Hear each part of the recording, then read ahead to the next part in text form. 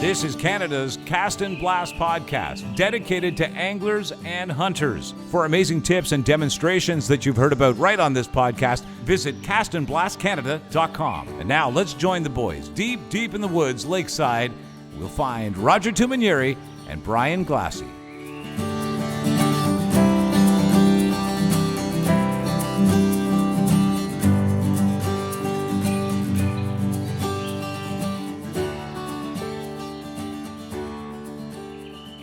Hello, everyone, and thank you for joining us on Canada's Cast and Blast podcast. My name is Roger Tumanieri. I'm the co-host for the show, and we launched this podcast to help demystify the sports of hunting and fishing with an emphasis on helping aspiring anglers and hunters and newcomers to the sports feel comfortable about taking that leap into hunting and fishing, as well as gun ownership. And this would not be possible if it weren't for my hunting and fishing mentor and good friend and your host, Brian Glassy. Hey, Brian, how you doing? I'm doing well. Thanks, Roger. Welcome, everybody, to the first podcast that we're doing. Really excited to get things rolling here. We've got lots of great stuff to talk about today. But before we get going, we need to thank our sponsors who we couldn't make this happen without. So we're going to start with Lucky Bug Lures, great Canadian company. You can find all of their products at luckybuglures.com. And one of the things I love about Lucky Bug is they do all kinds of innovative, different designs that nobody else is making in the marketplace. So thank you to Lucky Bug. We're going to talk about them a little bit more later on in the podcast. As well, we'd like to give a special shout out and thank you to APPAREL Co, celebrating Ontario through clothing and apparel. They've got great designs like the Grey County tractor, the Muskoka canoe, and the Algonquin tree. So check them out at apparelco.ca. We'd also like to thank our media partners, Hello Country Magazine. They support farmers and local business owners in Grey Highlands, Ontario. You can follow them at hellocountry.ca. And the Etobicoke Lakeshore Press, shining a light on local businesses in South Etobicoke. You can see what's fresh off the press at etobicokelakeshorepress.com. All right, Bri, now let's get into the first episode of Canada's Cast and Blast podcast. What are we talking about today? Well, Roger, since it's the middle of April, anybody who is into fishing and hunting in Ontario is gearing up for one of two things, or maybe even both like me. First one is turkey hunting. And the second one is the opening of trout season. Both super exciting times of the year. We're starting to get a little bit of warm weather here, and I'm pumped. I can't wait to get into it. Is it weird if I hear turkeys gobbling when I close my eyes? Because no, I usually hear that after I've missed my shot at one. But so I'm new to hunting. I started maybe 5 or 6 years ago under your tutelage. We went out waterfowl hunting, and now I'm living up on a beautiful farm in Grey Highlands with 13 acres.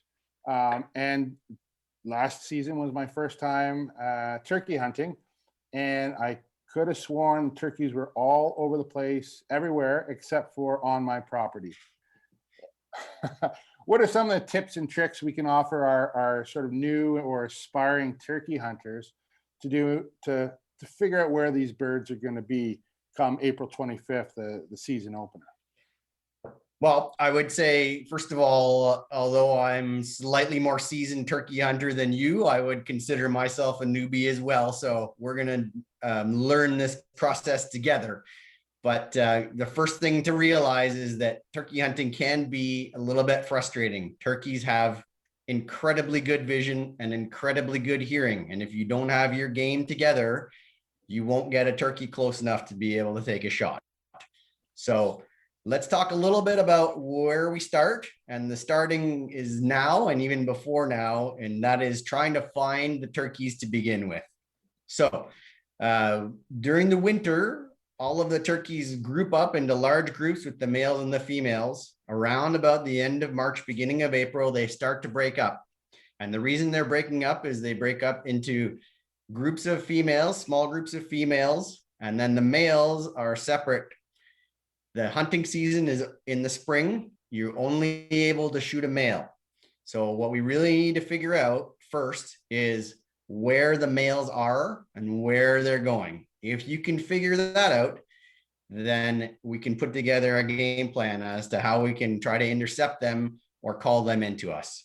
So the first step is to get out and do some scouting.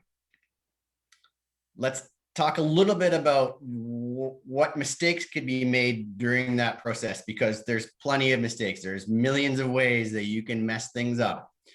So the first thing to know is you need to have a place to do it. So you're going to be best off if you can find private land where you are the only one that has access to the land. If that's the case, the chances of turkeys being bumped off of that property or getting spooked is far less than on public land. If your only option as a new hunter is public land, you need to start doing some homework, probably before now, but even now is a good time to start. You need to go to, for example, all of the conservation authorities and figure out where they have public land that you can access. You need to find out areas like the Luther Marsh, like the Pefferlaw Tract, places like that where it's legal to hunt birds. And the other thing I would start doing is banging on doors. If you live like you and I do, Roger, in a more rural area, hopefully you got some contacts there that own land, that have some property.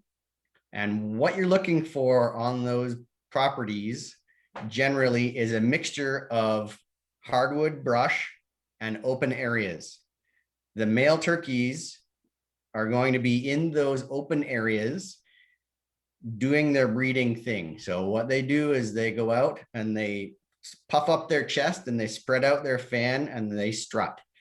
And the idea is to show the girls in the area how great looking they are so that the girls come and want to hang out with them. So they need that area, but there's other areas that need to be present in order for it to really hold turkey. And so the other areas would be proper shelter, food, and water. If you've got shelter, food, water, and a strutting area, chances are good that there's going to be wild turkeys in that area. So those are the things that I'm looking for. Once I've found a place where I can either legally hunt on public land that have those areas, or I've got a private property where I've procured permission to be able to hunt on it, and they have those 4 things, the next step is getting out and actually looking for birds. So what you should be doing when you're scouting. The first step that I usually use is to run any public roads that are adjacent to the land where I want to be hunting. I bring my binoculars and I try to stay as far away from those areas as possible, but I'm looking for birds a long way off. You know, if you get out of your car and you're a kilometer away or half a kilometer away from where the birds are, chances are you'll be able to move around comfortably, look at them, watch them through the binoculars, and you're not going to spook any birds. Anything within 500 yards, you're probably running the risk of spooking the birds. And turkeys, while they're not really all that smart, they're incredibly wary. So if you spook birds now, the chances of them being there on opening day are very slim. So don't go running through the bush like I did last year saying, here, turkey, turkey, turkey. That's it. You don't want to be doing that. If you have access to private land, if you can ask the landowner, you know, don't be running your ATVs through the forest for the next couple of weeks, that kind of thing. Don't be making a lot of noise, that kind of thing. That will help. Although what I would say is the birds seem to be smart enough to know the difference between regular farming activity and other types of activity. So, you know, a farmer walking through his own field or running a tractor through the field doesn't seem to bother them. But if you're running or sneaking and they see you doing that, they're going to be on high alert. So we want to make sure that the farmer does his own thing and you're starting to try to get at them from a distance. The other mistake that a lot of rookie hunters make early in the year before the season starts is doing calls before you're able to hunt. And this is a classic way to get busted by a male turkey. I did that last year. Yeah. Especially early in the season, the hens aren't ready to be bred yet, but the males are ready to breed. And so if they hear what they think is a female turkey calling, they're going to get pretty excited and they're going to come running towards you. And that's a classic way that you can bust yourself.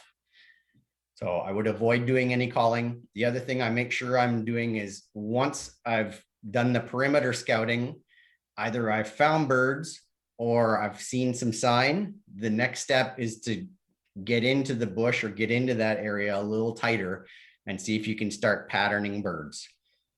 So you mentioned sign, Bri. What are you looking for in terms of sign for turkey? Yeah. So, I mean, the classic sign would be prints.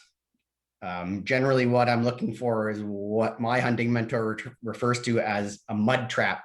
So it's an area close to a source of water where there's some soft mud. You'll be able to see the turkey tracks in the mud. Turkey track, for those who haven't seen one before, looks like a large 3-fingered hand with claws at the end. So no webbing between the toes and 3 kind of splayed out fingerprints with a claw at the end. That's the first thing I'm looking for. Feathers would be another one that I would look for. And then the third one would be within the feeding areas on the fields and things like that. You might not see actual prints, but you might see an area where the bird has either scratched the ground looking for food, or it's used its wings to dust itself to keep any of the insects or mites off. So that would look like a small depression with wing scrapes on the ground. Very cool. Okay. Okay, so now what? Now what? So we figured out that there's some turkeys on this property. I saw one way over on the other side of the field. What I'm going to try to do is time when I saw that bird, because the turkeys specifically get into quite specific patterns where they do kind of the same thing around about the same time every day. So if you can figure out where they're going and where they're coming from, you'll be way further ahead. And the number one thing that you could find is their roost. So, you know, some people think that turkeys can't fly. That's a myth. Turkeys absolutely can fly. They're awkward and they don't do it very well, but they sleep in the trees every single night. And so if you can figure out at the end of the day where they're headed and where they're going to roost, they'll obviously be there first thing in the morning. And that would be a perfect thing to be able to find, is their roost. So that's generally what I'm looking for. Either I'm looking for their roost, or I'm looking for a pinch point or a cutoff place where they're traveling from one area to another. And there's a spot where they always have to funnel through, say, a gap in a fence, or a little creek area where there's a cut between trees or something like that, where the geography of the land dictates that either they could fly over something, which generally they don't like to do, or they could skirt along a piece of structure and then cut through in an area. Those are fantastic places to find. So if you can find that and you know around about when they're going to be going through that pinch point, that's a classic ambush spot. Yeah, last year I had to open up our back gate and put a sign that says turkeys this way. Did it work? Oh, well. No. Not even close. Like I said off the top, there's a million ways to mess things up. The good news is that turkeys can't smell you. So if you can stay hidden, you're going to be in better shape than you would if it was a deer or something like that that has the ability to smell you with the wind. I wish my wife had the similar olfactory senses as a turkey. I think she would wish that too. So let's say we've found a pinch point and we've patterned the bird. Now what? What's the next step?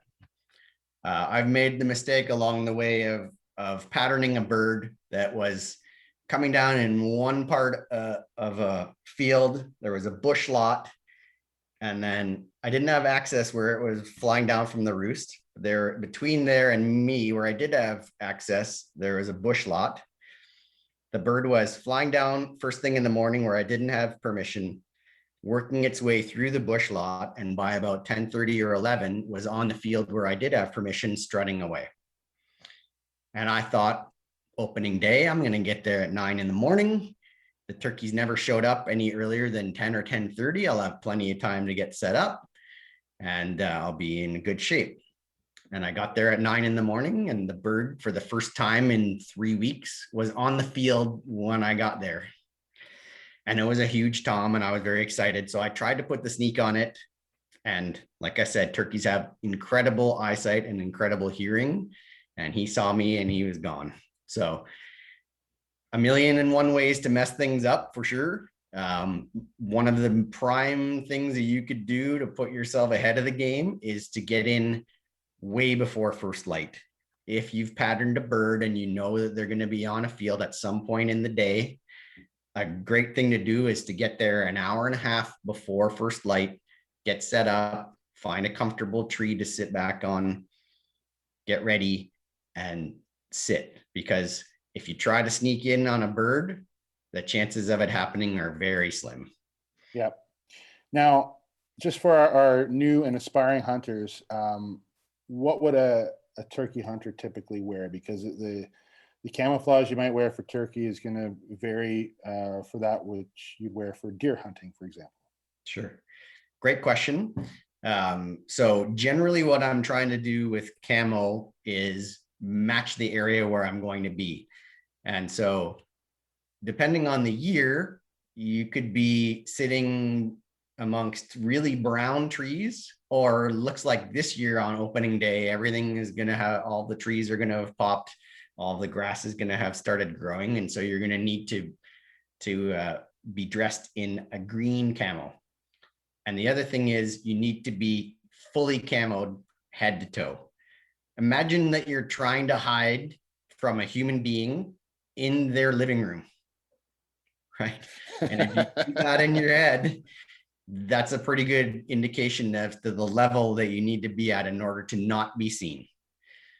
So yeah, there's a couple of ways that people hunt turkeys. The first is what I would recommend for most beginner hunters, which is the passive setup, where the idea is I go in and sit really still and call and hope that I can entice a bird to come to me. My hunting mentor, though, is very aggressive, and he's an unbelievable turkey hunter. He's shot 37 turkeys since they opened the season in 1987, 2 every year since then.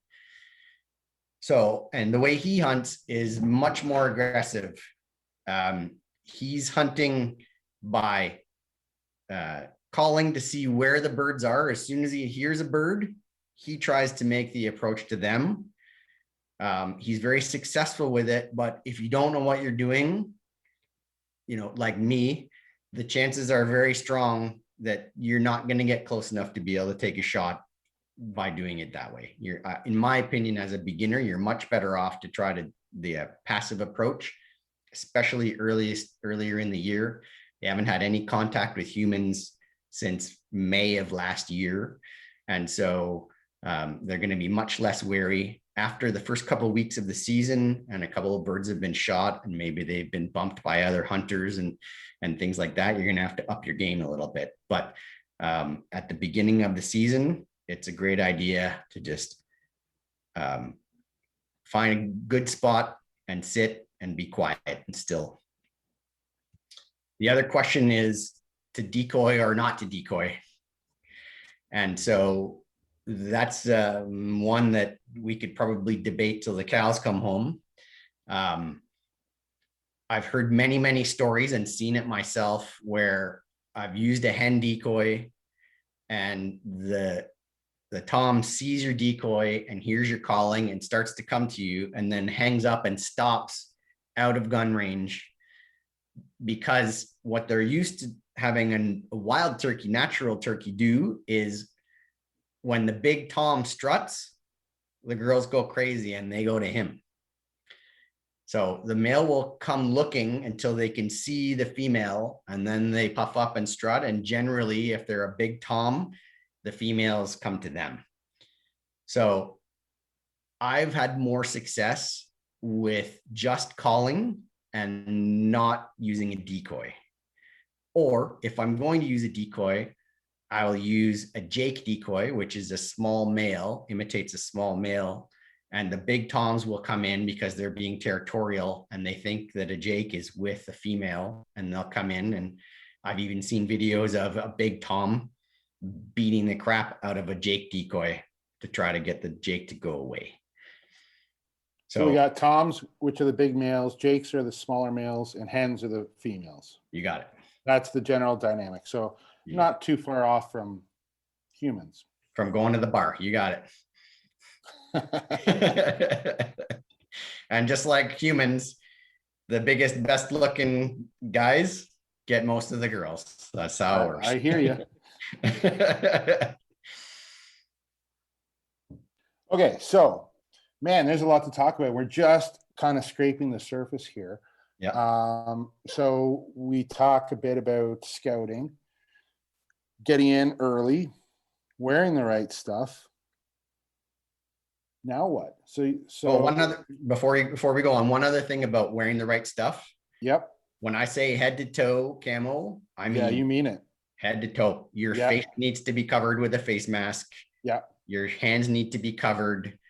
You know, if you're using a gun that's shiny, you better get something on it like tape, or you can do other things to disguise your gun. You know, anything that's out of the ordinary that the turkey could perceive as not being natural. Again, they're not smart, but they're super wary. And so if they see a glint from your face or a glint from your gun, they're gone. They're not coming close enough for you to be able to get a shot. Okay, good. Okay, so you got a turkey 20, 30 yards away. Yeah. You don't want to go too far, right? That's it. So one of the other preparation steps that I would very strongly recommend anybody does before they go out is to pattern in your shotgun. So the regulations here in Ontario are that you must use a shotgun, either a 20 gauge or a 12 gauge. You must use either number 4, number 5, or number 6 shot. I personally use a 3.5 inch, 2 ounce, number 4 copper plated lead federal load.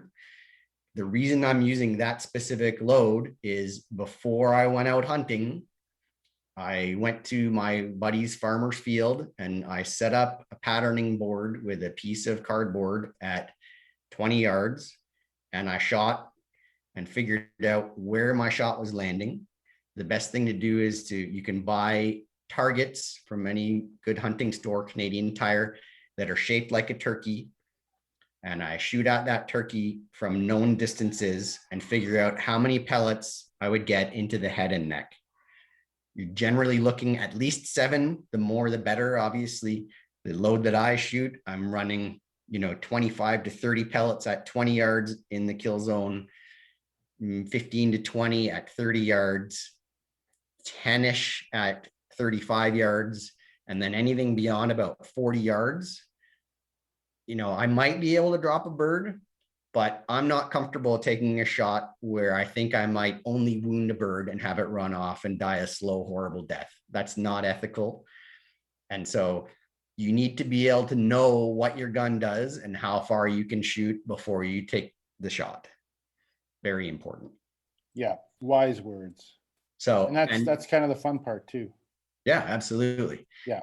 And so a couple of things there. One is to go and try out a few different loads through your gun. Every gun will have a preference, and every gun and choke combination will shoot every load differently. You and I could go out and buy the same gun with the same choke and use the same ammunition, and mine might put 35 pellets into the kill zone at 30 yards and yours puts 10.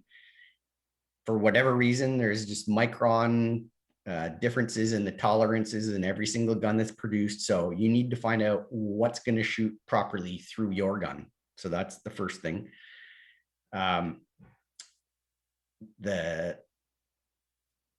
my train of thought, Rod. Sorry.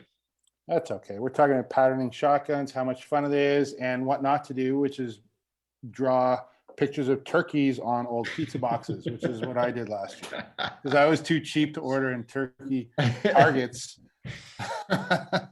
And yeah, so you want to, and I quite enjoyed that process. You're right, because it's a bit of a science there because each gun is different. I mean, I have a couple of shotguns that I was trying out and a couple of different types of loads, and I thought it was pretty useful because I ended up, narrowing it down to the gun I wanted to use and the particular load. And although I never saw a bird to shoot at, the only birds I saw were when I was going back home after hunting or going to the store. But it is an important part of the process, and you can do all this work in preparation for sitting out there and finally seeing a tom in the spring. And and if you haven't done this part of the prep process, the patterning of your gun, all that hard work could go to waste. Yeah. So the second part of that, I just remembered, the second part of that is being able to accurately estimate distances, right? So another classic mistake, good point, especially that newbies make, is I think the turkey's at 40 yards, but actually it was at 55 yards. And so I take the shot and I'm wrong and I miss or I wound the bird. So the other thing that I would recommend people always do is bring a laser rangefinder before you go out hunting.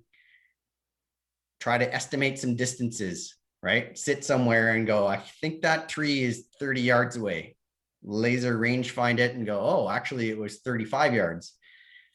I do that even when I get set up wherever I'm going. So I'll bring a rangefinder, I'll sit down and I say, okay, range to that clump of dirt is 25 yards away.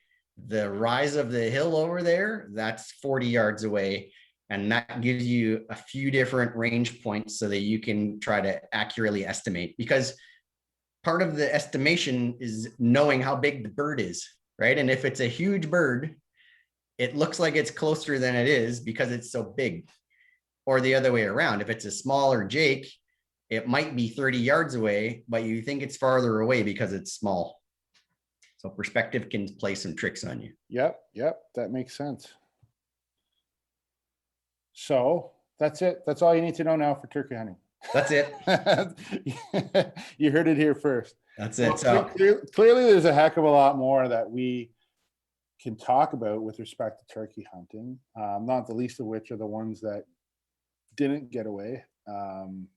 I wouldn't know anything about that because I never actually successfully hunted a turkey, but I hope to do so this year. But I think that we might want to touch on hunting turkey a bit more in a follow-up episode.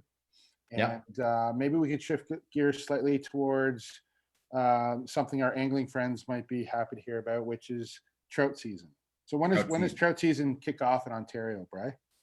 Well, last Saturday in April is the trout opener. One of my favorite days of the year. You know, it's been a couple of months since the ice has been off the lakes. I haven't been out fishing in a while and I'm ready to scratch that itch. And so there's probably 3 or 4 different scenarios where you could target trout come the last Saturday in April. So let's talk about each one of those. The first one is for all of our friends in Southern Ontario, you know, our Etobicoke Free Press friends who live right in Etobicoke.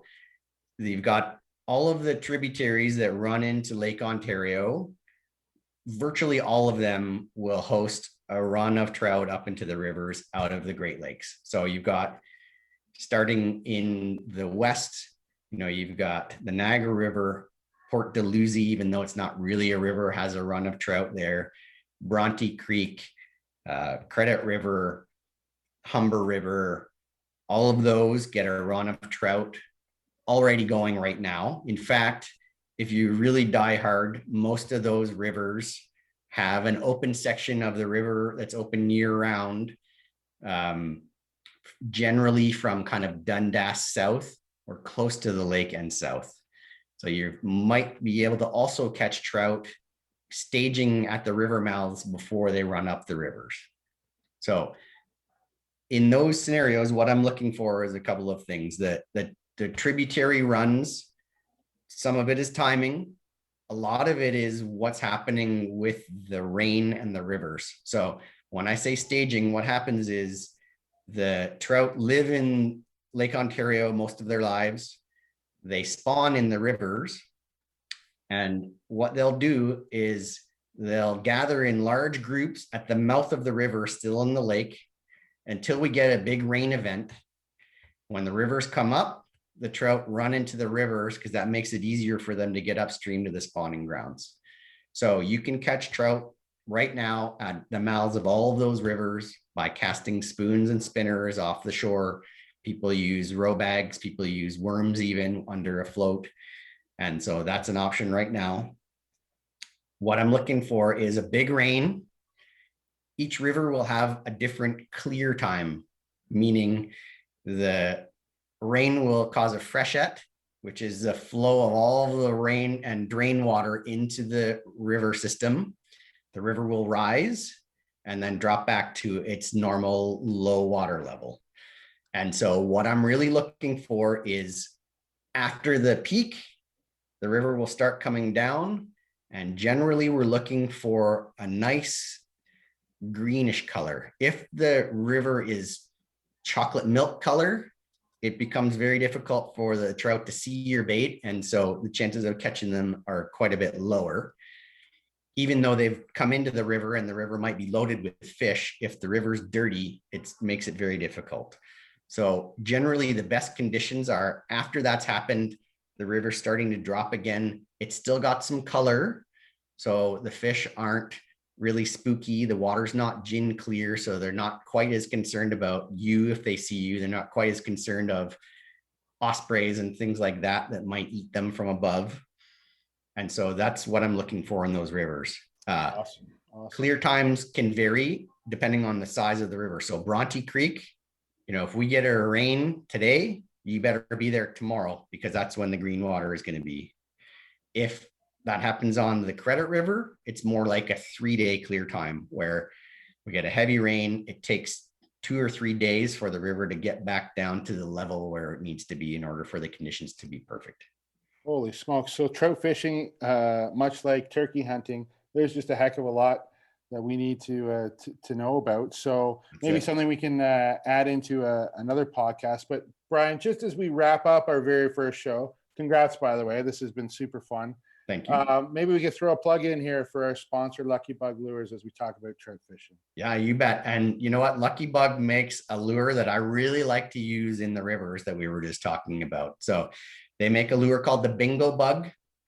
It's a small lure that's kind of a cross between a fly and a minnow plug. So it's got a plastic lip on the front and a fly back. The action in the water is very erratic and a large swing back and forth. And the way I use that lure is I cast it across the stream and let the current take it so that it's wiggling in the current. Generally, what I'm trying to do is pause that lure in front of any rocks that I can see in the river where there might be a pocket behind it with a fish holding. And the idea is to make that lure hang in the fish's face until they can't stand it anymore, and then they smack it. So the Bingo Bug is an awesome lure for exactly that. The technique is called hot shotting. If you wanted to look it up, we live in a great time now, right? Where if I tell you the name of a technique, it's really easy for you to find out how to do it because you can just go and search it. So if you're interested in how that works, check out hot shotting. Awesome. Thanks, buddy. Well, you heard it here from our Cast and Blast expert on Canada's Cast and Blast podcast. Brian, what a pleasure to kick this off. This is a real passion project for me, and I'm sure for you as well. So thank you to all of our listeners, and stay tuned for more shows from Canada's Cast and Blast podcast. Thanks, Brian. Thank you, Raj. I'm really excited. Me too, buddy. Talk soon. All right, thanks.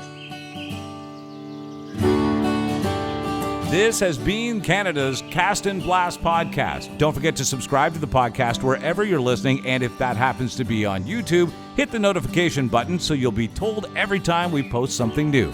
All of the episodes are available at castandblastcanada.com.